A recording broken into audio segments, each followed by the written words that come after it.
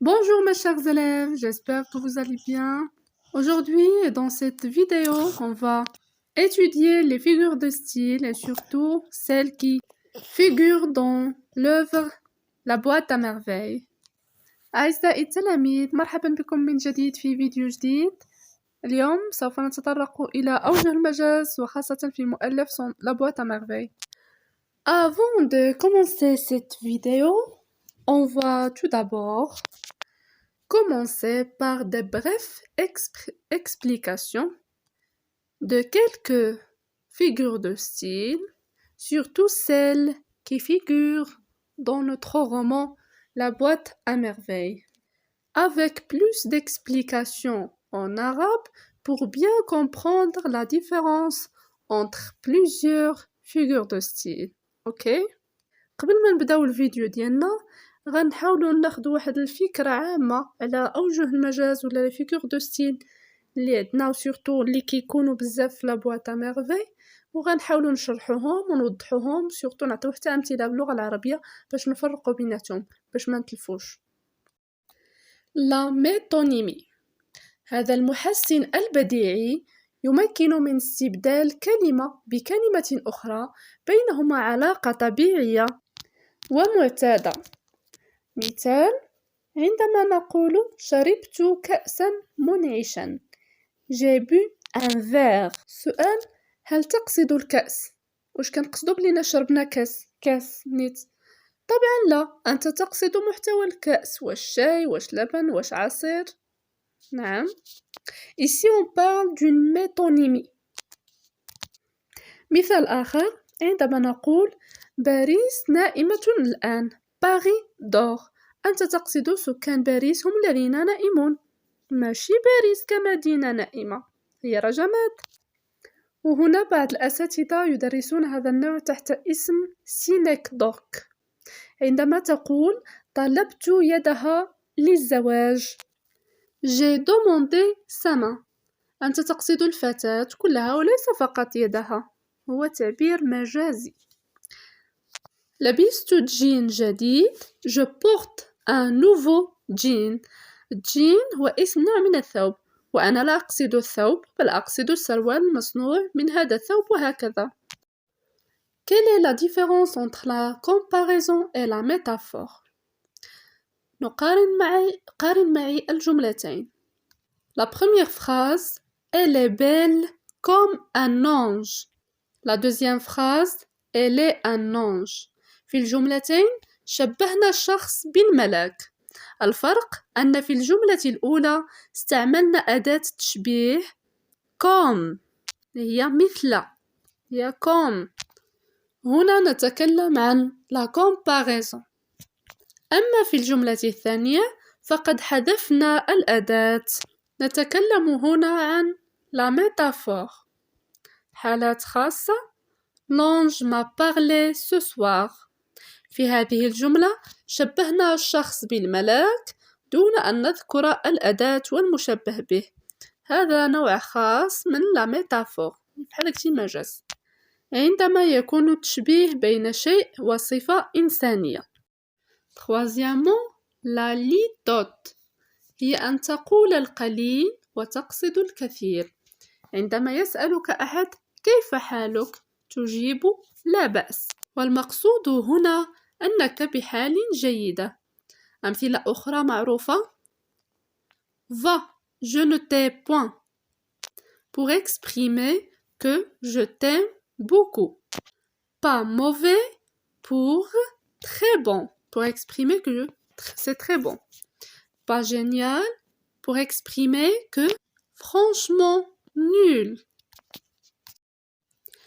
L'euphémisme. مثال: مات والد زميلك وهو لا يعلم، وتكلفت بنقل الخبر له، ما هي الطريقة التي ستقول له؟ مات أبوك هكذا مباشرة؟ طبعا لا، ولتخفيف وقع الموت عليه نستعمل l'euphémisme. أقول له مثلا: لقد ودعنا والدك، أو لقد افتكره الله عز وجل. مثلا: ماذا ستقول لشخص عاطل عن العمل؟ un chômeur؟ طبعا لا، فهي كلمة تجرح هذا الشخص. باستعمال لوفيميزم يمكن أن أقول له chercheur d'emploi. أحسن هكذا.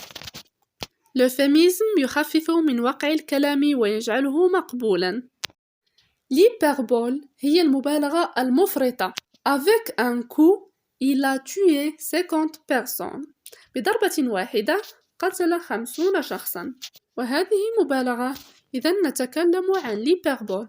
تقول لوالدتك مت جوعا je meurs de faim ou je meurs de fatigue. أو تقول لفتاة je t'aime à la folie. وكل هذه الأمثلة فهي hyperbole يعني مبالغة. La gradation. لاحظ معي تطور الجملة الآتية. أنا أموت، أنا ميت، أنا في القبر. Je me meurs، je suis mort، je suis enterré. تعرف هذه الكلمات تطورا تصاعديا. مثال آخر إنه يمشي بل يجري وبل يطير وهكذا. l'antithèse. بعد معدل 2 في الرياضيات يقول لك أبوك 2 في الرياضيات؟ تبارك الله في عبقرية ولدي. هو فحال الاستهزاء، فحال de en maths tu es un génie. الجملة الواحدة تحتوي على المعنى وضده. هذه هي l'antithèse. مثال آخر بيض في الغداء والعشاء إنه الثراء الفاحش وهكذا. في هذه الصورة سأقدم لكم مختصر عن شرح les figures de style اللي خصكم تكونوا حافظينه. هو مختصر ومفيد وغيفيدكم بزاف باش تعقلوا على المعاني. الفيغور دو ستيل وقدامها الشرح ديالها. لا كومباريزون المقارنة وتكون غالبا بكوم وباغي وأوتون كو. يعني كتلقى جوج أحداث في نفس الجملة ومفرقين بكوم أو باغي أو أوتون كو. نعطيكم مثال بالعربية. خالد مثل محمد في التصرفات. يعني قارنا بين خالد ومحمد في التصرفات باستخدام مثل واللي هي كوم. لونتيتيز الجملة الواحدة تحتوي على المعنى وضده. أوكسيمور كلمتين متضادتين متتاليتين زعما وحدة مورا الأخرى ما كاينش بيناتهم شي كلمة. أنتيفراز أن تقول العكس. تقول مثلا ces bourreaux sont des hommes très doux. اللي هما الجلادين هما رجال ظريفين وهذا هو اللي كاين.